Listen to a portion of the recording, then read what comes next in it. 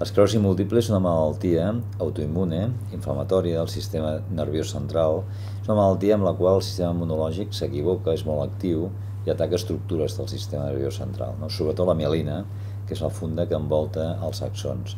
Quan l'afecta, la inflama i el pacient té sintomatologia. La resposta al diagnòstic d'esclerosi múltiple pot ser molt variada perquè depèn de la circumstància personal de cada persona, però en general veiem que tant la persona diagnosticada com els familiars més propers, les persones que hi estan més vinculades des d'un punt de vista emocional, la primera resposta és d'incredulitat i d'angoixa. Tenia 25 anys quan em van diagnosticar que tenia esclerosi múltiple.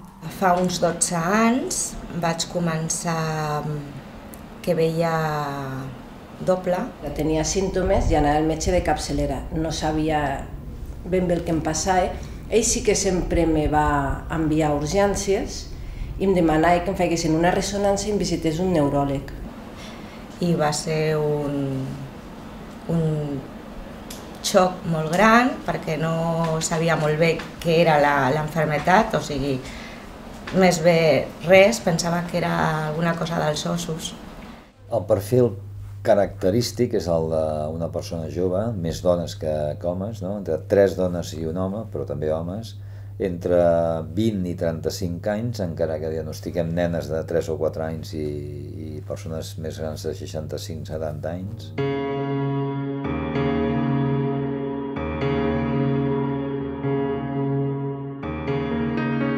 La fisioteràpia el que pretén és incidir en els dèficits que genera la malaltia, com poden ser la força muscular, l'equilibri, la coordinació, la fatiga, la marxa. Llavors el que fa és millorar la qualitat de vida d'aquestes persones i incideix en la discapacitat, i el que vol és un òptim nivell d'autonomia. Des del moment en què sorgeixen dificultats a l'hora de parlar o a l'hora de deglutir, és a dir, entenent problema de parlar, tant les alteracions que produeixen un problema de parla en si com un problema de llenguatge. Llavors, quan venen aquí i els donem eines per vèncer aquestes dificultats, doncs això fa que tinguin més qualitat de vida. A mi venir a l'Hospital Martí i Pol m'ajuda molt. Físicament, psicològicament, emocionalment, molt.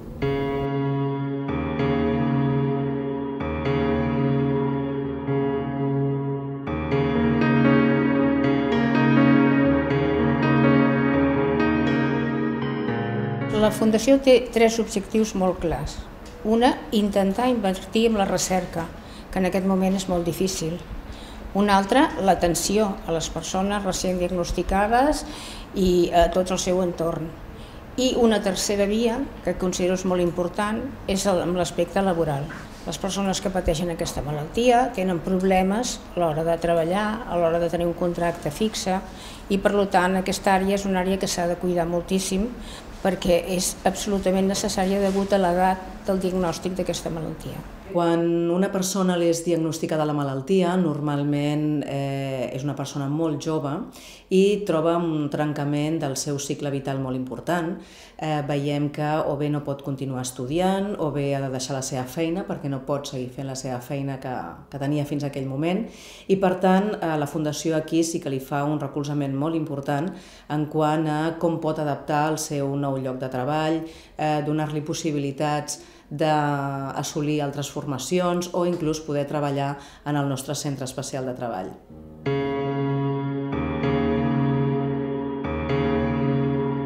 El ThinkCAT significa tenir un model diferent de gestionar com un paquet compacte, diguem-ne d'aquesta manera de gestió clínica, el pacient amb esclerosi múltiple, perquè el pacient va a un centre on es pot diagnosticar des del principi, utilitzant totes les tecnologies que siguin necessàries, es pot identificar quin és el millor tractament farmacològic, sigui quin sigui i que encara que sigui sofisticat, però per altra banda també té tot un suport de neurorehabilitació al seu voltant si el necessita, que el necessitarà segurament, i és un centre en aquest sentit únic.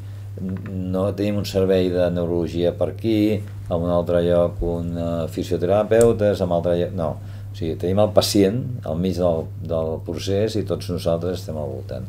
És un centre que està en aquests moments formant pràcticament 200 neuròlegs cada any, no? Que ens visiten per períodes que oscil·len entre 3 dies i 1 any o 2 anys. No?